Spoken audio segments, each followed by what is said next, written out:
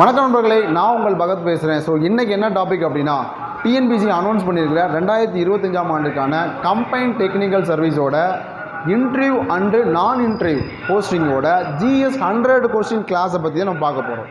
So இந்த 100 கொஸ்டின்ஸில் கண்டிப்பாக நம்ம 80+ செக்யூர் கொடுத்துக்கிட்டு இருக்கோம். போன பேட்ச் முடிஞ்சிருச்சு. நீ அடுத்த பேட்ச் எப்போ நம்ம ஸ்டார்ட் பண்ணுறோம் அப்படின்னா, மே 28 வர்ற வெட்னஸ்டே நியூ பேட்ச் நம்ம ஸ்டார்ட் பண்ணுறோம். ஸோ ஜாயின் பண்ணுறவங்க கண்டிப்பாக ஜாயின் பண்ணுங்க. உங்களுக்கு உண்டான அந்த மெட்டீரியல் ப்ளஸ் கிளாஸஸ் டீட்டெயில்ஸ் நாங்கள் சொல்லிடுவோம். உங்கள் மெட்டீரியல் வீட்டுக்கு ஹார்ட் காப்பியாக அனுப்பிச்சி விடுவோம். சரியா?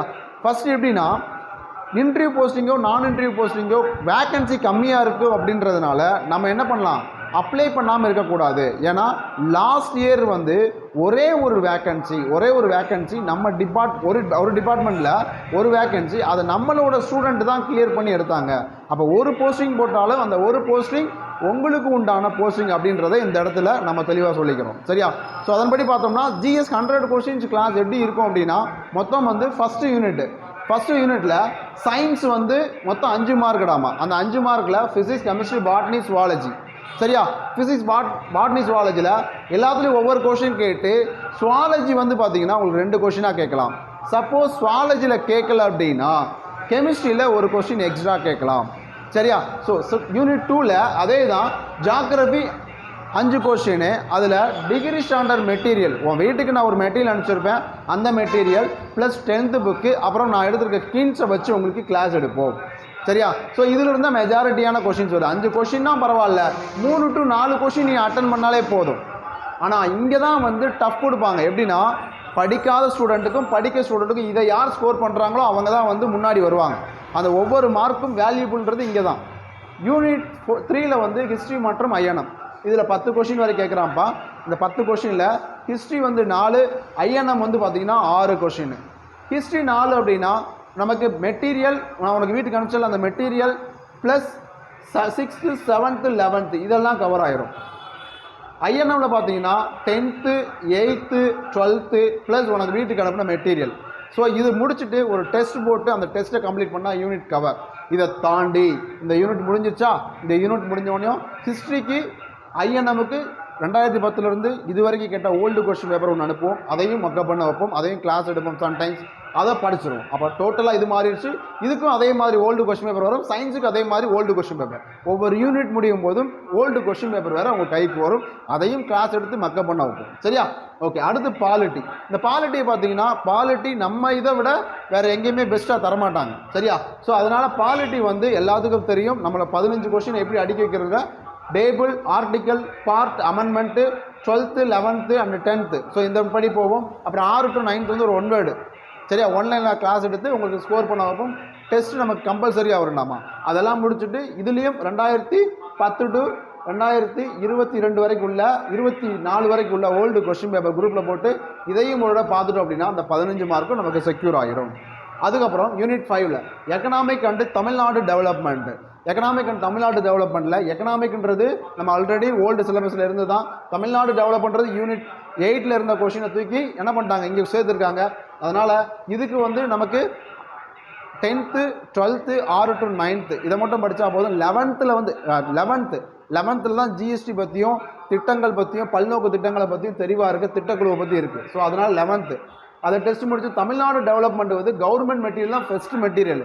அதை தாண்டி சில கின்ஸ்லாம் நான் கொடுப்பேன், அதை மட்டும் தான் படிக்க போகிறோம்.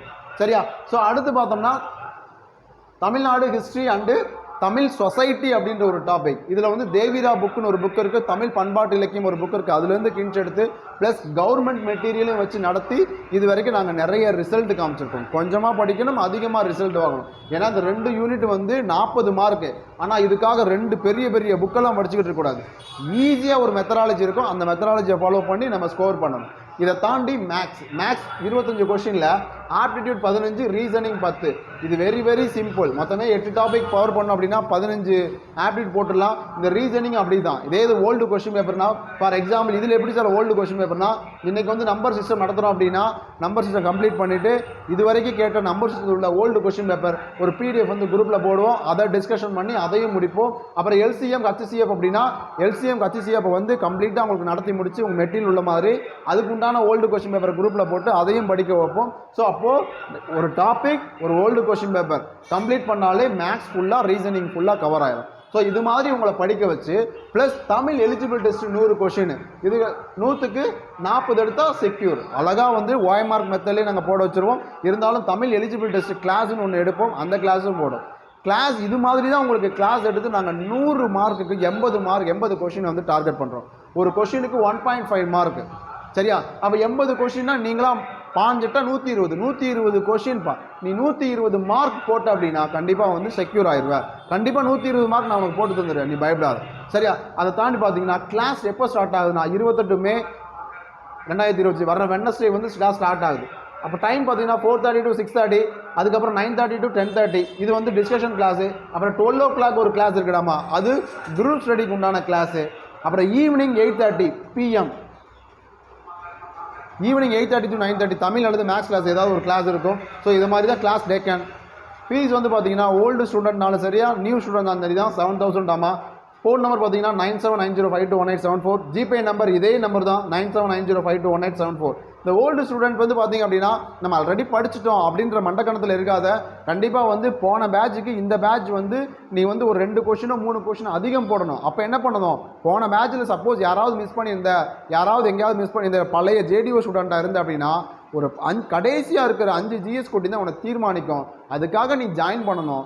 வேலைக்கு போக தொட்டியும் மாறி மாறி நீ கிளாஸ் ஜாயின் பண்ணால் மட்டும் தான் வேலைக்கு போக முடியும். மறுபடியும் சொல்லிடுறேன், ஒரே அட்டம்ப்டை வேலைக்கு போயிரு, இல்லைன்னா லேட் ஆகிக்கிட்டே இருக்கும். நம்ம கெட்டியிருக்கோம், நம்ம படிச்சிருவோம், போன வட்டம் 65 கொஷின், இந்த வட்டம் 70 போட்டுலாம் நினச்சிடாத. மறுபடியும் நீ கிளாஸ் ஜாயின் பண்ணால் கண்டிப்பாக 65 கொஷின் 85 கொஷினாக கூட மாறுறதுக்கு வாய்ப்பு இருக்குது. அதனால் ஓல்டு கொஷின் பேப்பர் கொஞ்சம் ஓல்டு ஸ்டூடெண்ட்ஸ் வந்து கொஞ்சம் மதக்கணமாக இராமல் நல்லா படி, ஜாயின் பண்ணி மறுபடியும் ஜாயின் பண்ணி கண்டிப்பாக வந்து ரிசல்ட்டுக்கு நான் செக்யூர் தர்றேன். ஸோ May 28 வர்ற வெட்னஸ்டே ஸ்டார்ட் ஆகுது, எல்லோரும் ஜாயின் பண்ணு, கண்டிப்பாக ரிசல்ட்டு கொடுக்குறேன். கண்டிப்பாக வந்து நான் இன்டர்வியூ அதிகப்படியான ரிசல்ட் நம்ம ஸ்டூடெண்ட்டாக தான் இருக்கும்னு சொல்லி விடைபெறுகிறேன். Thank you and thank you so much. நம்ம